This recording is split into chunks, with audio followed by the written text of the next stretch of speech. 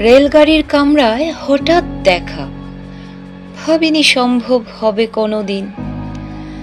আগে ওকে বারবার দেখেছি লাল রঙের শাড়িতে, ডালিম ফুলের মতো রাঙা। আজ পরেছে কালো রেশমের কাপড়, আঁচল তুলেছে মাথায়, দোলন চাপার মতো চিকন গোড় মুখখানি ঘিরে।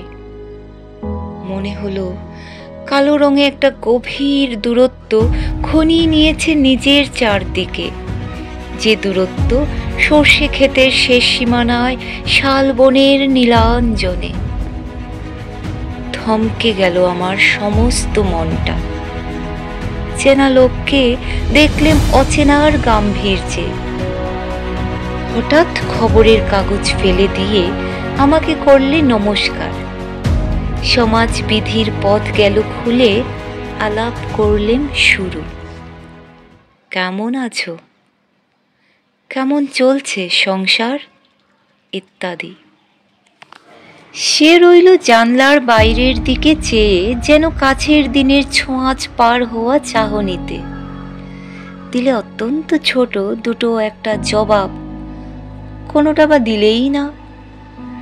বুঝিয়ে দিলে হাতের অস্থিরতায়, কেন এসব কথা?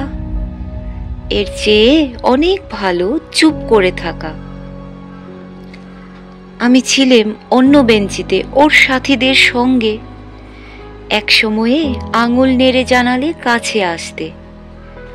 মনে হলো কম সাহস নয়। বসলুম ওর এক বেঞ্চিতে। গাড়ির আওয়াজের আড়ালে বললে মৃদু সুরে, কিছু মনে করো না। সময় কোথা সময় নষ্ট করবার? আমাকে নামতে হবে পরের স্টেশনেই। দূরে যাবে তুমি, দেখা হবে না আর কোনো দিনই। তাই যে প্রশ্নটার জবাব এত কাল থেমে আছে, শুনবো তোমার মুখে। সত্য করে বলবে তো? আমি বললেম, বলবো।